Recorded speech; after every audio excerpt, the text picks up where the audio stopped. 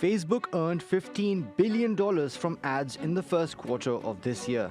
A quarter of that came from Europe, and some countries want their share of that revenue in taxes.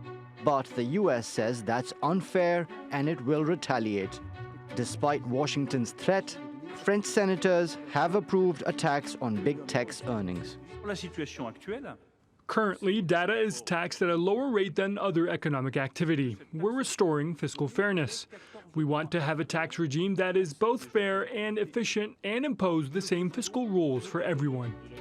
The new 3% tax applies only to companies whose global sales exceed $840 million. The UK, Spain, Italy, and Austria say they're also introducing similar taxes. The EU had earlier tried to introduce a digital tax across the bloc, but Ireland, Finland, Sweden, and Denmark opposed it.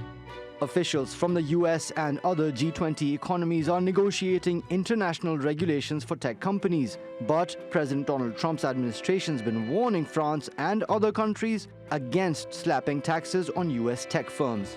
The US has significant concerns with the two current taxes that are being proposed by France and the UK, but I do think we need to look at a balance between what may be issues in digital companies and perhaps how this new environment affects non-digital companies as well. Now, Trump's ordered a formal inquiry that could lead to higher US tariffs and other trade barriers on French goods. But French officials say Washington should engage in dialogue, not threats, to find a solution.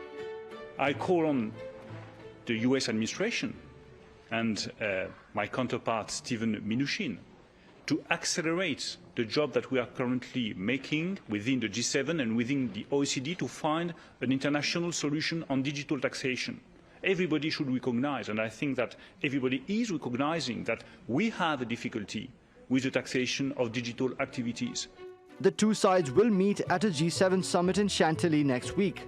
If they're unable to talk out their differences, Washington could be headed for another trade dispute, this time with some of its closest European allies. Mubin Nasir, TRT World. And Elena Casas has been following the story in Paris and joins us live now from the French capital. Hi Elena, tell us more about how France has justified this digital services tax. Are the big tech companies avoiding their fair share of taxes in France? Well, the European Commission estimates that across the bloc, tech giants are paying about 9.5% in corporate tax compared to 23% for all other companies. Here in France, Facebook caused a row about a year ago when it was announced that they'd paid 1.9 million euros in tax for that year after declaring profits in France of only 60 million euros compared to their global turnover. Of course, that is not very much money. Google paid about 14 million euros in French taxes last year, and again, that might sound like a lot, but the amount that the French state estimates that it's owed by these companies alone runs into the billions rather than millions. They expect to claw back 500 million euros with this 3% tax this year alone. Now, the Trump administration condemned this proposed tax a day before the vote in the French Senate.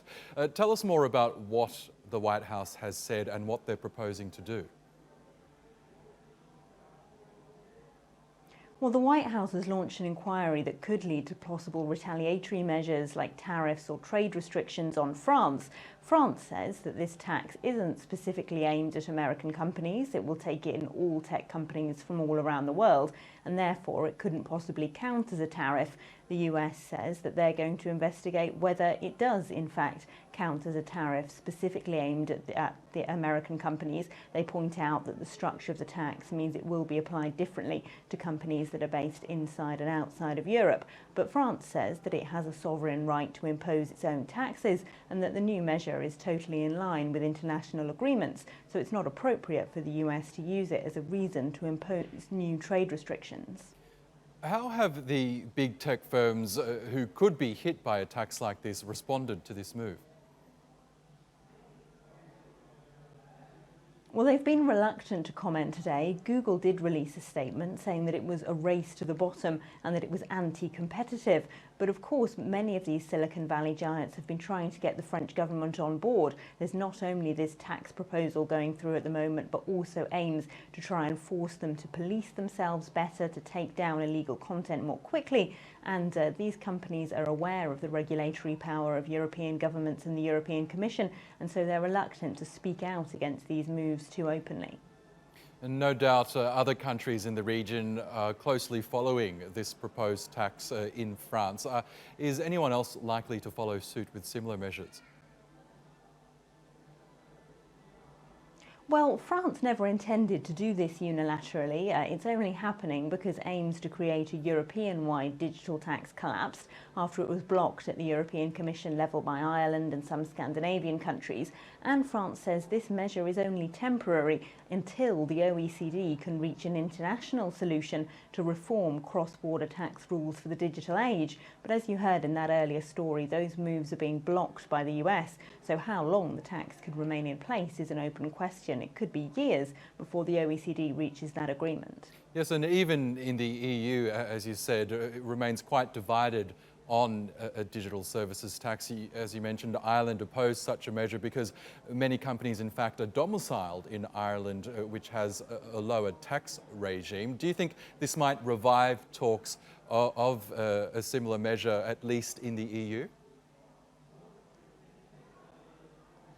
Well, as you said, the corporate taxation issue opens up a clear split between European countries. France believes that profits being made in France are being unfairly channeled through the EU's lower tax jurisdictions, particularly Ireland, which is being used, the French government believes, to hide profits that tech giants are making in other countries in the bloc. Of course, Ireland is very proud of its low corporation tax rate. It's something that they've used to attract many companies to set up shop in Dublin, and it's not something that the government is about to drop anytime soon.